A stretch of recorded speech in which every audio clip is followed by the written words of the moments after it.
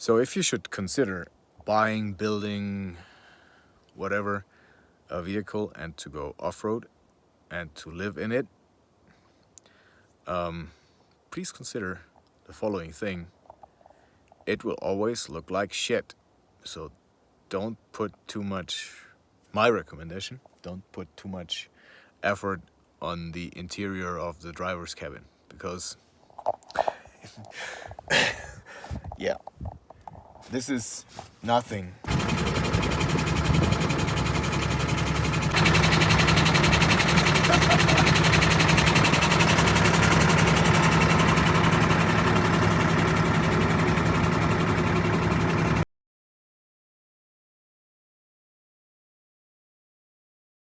I mean, if you are in real deep mud, you have to take a Kärcher to clean your driver's cabin. So it will always look like not very beautiful. So if you use light material or white leather, good luck. I think you will not go off-road. A lot of people tend to forget that when you're really off-roading, you're going in and out of the car, truck, whatever, I don't know, 20 times a day, 40 times a day, because you need to check something. You need to lower, increase tire pressure. You need to change a tire. You need to remove rocks from or trees or whatever. You have to check out on foot the terrain where you're going. Otherwise you get stuck in the mud. Hi, Hank. Yeah, just happened to me when I went up to the Enilchek Glacier, which the locals said you can only do with a small off-road Jeep, like a modified Lada or whatever. No, it's possible. You just have to do it. If you don't try it, you will never know. Yeah. And you have to, let's say, take into consideration that you might lose your truck. If you don't want to do that, then don't do it. Don't take a risk. But on the other hand, why not? You can still say, okay, now it's really too much for me. But if you don't try it, you don't know it.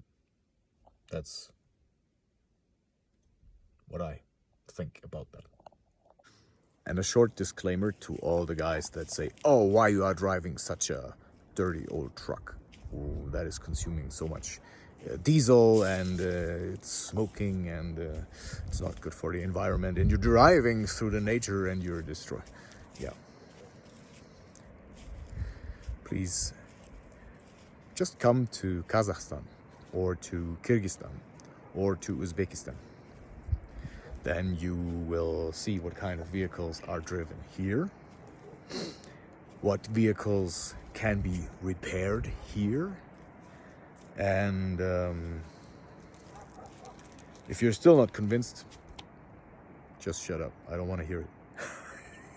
Yeah, I don't care.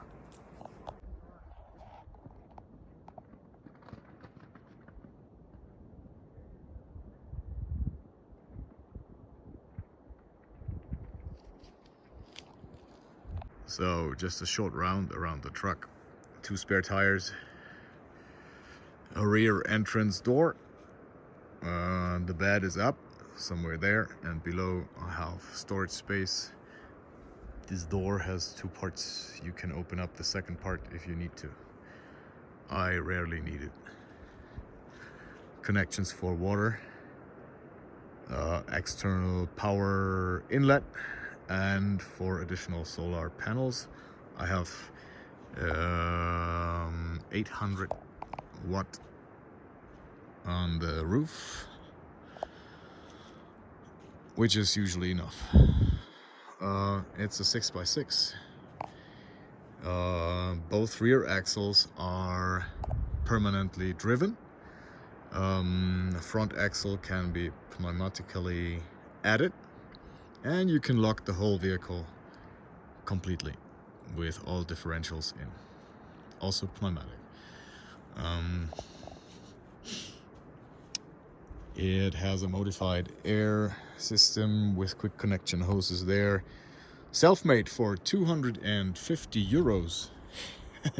And it's going at the same speed like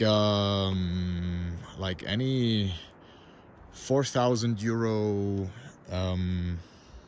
digital thing you can buy from, I don't know, TI Systems or whatever. So don't buy it, make it by yourself. If you can't, ask somebody to do it. There is a much easier and cheaper and reliable system. The suspension of this truck is basically not existent. Yeah, it's there to protect the truck from braking, but not for convenience of the driver. But yeah, that's just the way it is. I added one spring to lift it a little bit more, because in the Korab Mountains I made a little bit too much speed and the truck jumped, and the front differential hit the engine oil pan, and so I strengthened the front springs a bit. It's the truck is a 3-seater.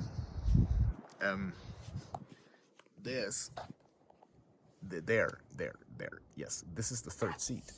It has even a seat belt, which is not connected up there. So, but 2 seats with air suspension, which are heavily recommended on an older truck. Total fuel capacity 450 liters. There were originally 2 150-liter tanks, one on port side, one on starboard side, but this one on the starboard side. I just bought an additional one. Cut it open somewhere here, welded it together, welded a segregation in here, like a segregation metal wall with 2 holes in it. So the return diesel is always going into the smaller compartment, even if you're sucking from here, from the big compartment, or from the small compartment. It's all going into the small compartment. So this one is always full and fully cleaned. So because my diesel, so this is the off-road tank, because it's small and it will not suck whatever you do with the truck. It will not suck air, even if you're not on full capacity. And the diesel is always clean, because it always has circulated through all the pre-filters and engine filters. The truck has a 12-ton electrical Warrior winch, which can be shifted to a 24-ton winch with a snatch block, so that's enough for the truck. I never used it to to get free. I used it to pull others, or to pull trees off the street which had come down, or rocks.